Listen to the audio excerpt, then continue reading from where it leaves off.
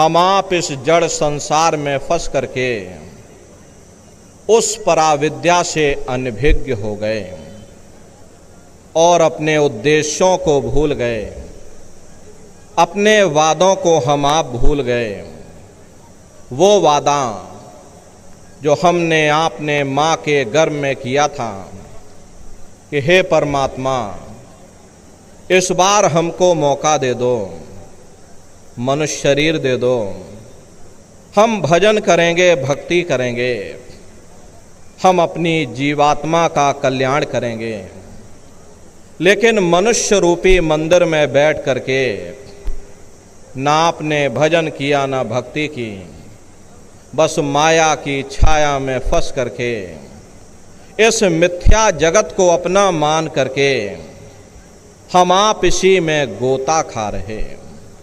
प्रेमी भाई बहनों, इस दुनिया में हित मित भाई बंधु, रिश्ते नातेदार, कुटुंब परिवार वाले, इनमें से कोई भी चीज तुम्हारी इस जीवात्मा को इस अधोगति से बचा नहीं सकती। हम कौन हैं, हम कहाँ से आए हैं और हमें जाना कहाँ है, ये मानव मात्र के लिए एक जटिल प्रश्न बना हुआ है। इस प्रश्न का हल तब तक नहीं होगा जब तक इस धराधाम पर कोई संत महात्मा फकीर न मिल जाए। इसीलिए वह मालिक और कृपा करके संतों महात्माओं को इस धराधाम पर भेजते हैं और संत महात्मा फकीर उसे ठंडक मिले, शांति और सुकून मिले। और ये सब वहीं मिल सकते हैं जहाँ शांत के संदेश होते हैं, सुकून के संदेश होते हैं। मानव तो कर्म के अनुसार बनाई गई, जन्म के अनुसार कोई हो सकता। समुद्र ऐसा है जिसके ना इस किनारे का पता ना उस किनारे का पता, अरे कोई नहीं जान सकता ये दुनिया कब बनी, कितनी बार प्रलय और महाप्रलय हो गई। लेकिन इतना जरूर मालूम है कि जिस दिन से दुनिया बनी है हम लोग यहीं पर भटका खा रहे हैं। अगर इधर से हवा चली तो नैया हमारी डगमगाते हुए उधर चली गई, और अगर उधर से हवा चली तो हमारी नैया डगमगाते हुए इधर चली गई। न जाने कितने युग और कल्प बीत गए, लेकिन तुमको बनाम है। ठीक उसी प्रकार से ये दुनिया भी 10-20-100 साल का स्वप्न है। अब आप कहोगे हम जाग रहे, परंतु प्रेमी भाई बहनों, ऐसा हरगिज नहीं है। जिस दिन मौत का वक्त आएगा हम लोग रोएंगे। भी काल का पिंजरा है, किराए का मकान है, पराया मकान है। किसी को 40-50 साल के लिए मिला, किसी को 80-90-100 साल के लिए मिला। जितने जितने श्वास उस मालिक ने बख्शे हैं, उसे भुगतने के बाद में हमें शरीर को यहीं छोड़ जाना।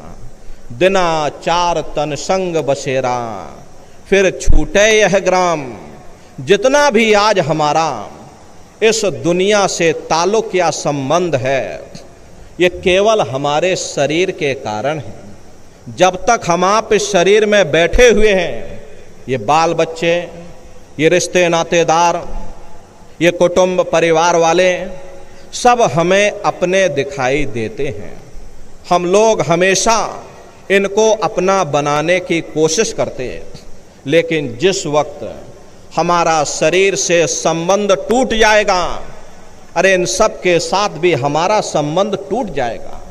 जिस शरीर के द्वारा हम इस दुनिया को अपना बनाने की कोशिश करते, जब ये शरीर ही हमारा साथ नहीं देता तो दुनिया की और कौन सी चीज ने हमारा साथ देना है।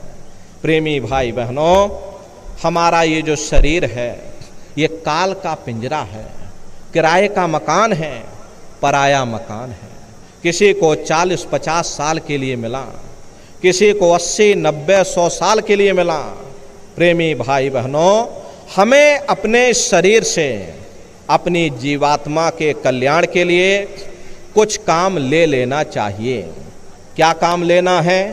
ना तो इस शरीर को इतना हमें दुख देना है कि हम इसमें बैठ करके मालिक की भक्ति ही ना कर सकें, ना ही हमें इतना सुख देना है कि मालिक की भक्ति की तरफ हमारा ध्यान ही ना जाए। असली बात यह है कि इंसान का जामा उस परम पिता परमात्मा ने केवल अपनी भक्ति और प्यार के लिए बख्शा है। लेकिन दुर्भाग्य है, जब जब हमें ये मौका मिलता है हम जिंदगी के असल मकसद को भूल जाते हैं, उल्टा कौमों मजहबों के झगड़े में उलझ जाते हैं, धन दौलत के चक्कर में पड़ करके एक दूसरे के गला काटने की योजनाएं बनाना शुरू कर देते हैं। इतना इन भोगों में लिप्त हो जाते हैं कि और तो और हम अपनी मौत को ही भूल जाते हैं।